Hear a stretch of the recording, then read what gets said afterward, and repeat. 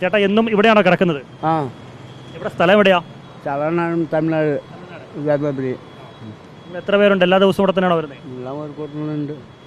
അവർക്ക് വേറെ ഊർ സാറ് വേറെ ഊർ. ഇവിടെ കിടക്കുമ്പോൾ വേറെ ബുദ്ധിമുട്ടൊന്നുമില്ലേ നിങ്ങൾക്ക്? നമുക്ക് ബുദ്ധിമുട്ടില്ല. നമുക്ക് ഇപ്പോൾ വന്ന് ഒരാഴ്ച വന്ന് നാണ് ഒരാഴ്ചയാ? എന്താ ജോലി എന്താ? ജോലി പണിക്ക് പോകുന്നുണ്ട്. കാങ്ങോട്ട് ജോലിക്ക് പഠിക്കാൻ കൂടെ പോകുന്നുണ്ട്. ഒരുപാട് വാഹനങ്ങളൊക്കെ പോകുന്ന സ്ഥലമാണ്, റോഡിന്റെ നടുവാണ്. പേടിയൊന്നും ആവില്ല അങ്ങനെ കിടക്കാൻ? അങ്ങനെ കൊച്ചു കടിയും നല്ല തിരിയേക്കണം ഇറങ്ങാനും ചെറിയ സാറേ. വേറെ ഒന്നുമില്ല.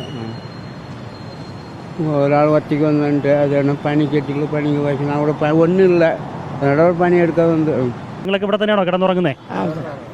ഇവിടെ തന്നെ. സുരക്ഷിതമാണോ? ഇല്ല ഇല്ല, നമ്മൾക്ക് വീടില്ല. അത് 10 നാളേക്ക് പണിയെടുത്തിട്ട് തിരിച്ചു പോയി. ഇവിടെ தான் கிடக்கு சார். വാഹനങ്ങളൊക്കെ ഒരുപാട് പോകുന്നുണ്ട്, അപകട സാധ്യതയൊക്കെ ഉള്ളതല്ലേ? அதோட சக நம்ம என்ன இப்போ நம்ம வந்து 10 ദിവസം படுப்போம், 10 ദിവസം ஊருக்கு போகும். நம்ம வேற என்ன வெறுതെ வாடகை எடுத்துட்டு நம்ம வெறுതെ പൈസ போகும். அதெல்லாம் வந்து 10 ദിവസം 10 ദിവസം നാട്ടെ പக்கம் പോകും. വേറെ ഒരു കാര്യമില്ല സാർ. കൊതുക് ശല്യമൊന്നും ഇല്ല ഇവിടെ? ഒരു ശല്യം ഒന്നും கிடையாது സാർ. அந்த ശല്യം ഹിന്ദിക്കാരங்க ശല്യം தான் பெரும் ശല്യം. வேற என்ன ശല്യം கிடையாது. ഹിന്ദിക്കാരங்க എല്ലാം ഉണ്ട് അട്ടുള്ളിയും പണ്ടത് വേറെ ഒന്നും ഇല്ല സാറേ.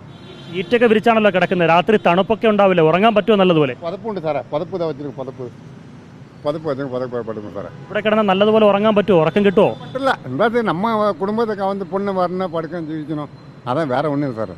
நம்ம வேறு ஒன்றும் கிடையாது. நம்ம ஜீவித்த குடும்பத்தில் நினச்சி ஜீவித்தவே ஆகுது. வெறுതെ ஒரு மாதம் வாடகை கொடுத்து நம்ம வந்து போய் என்ன செய்ய முடியும்? அதான்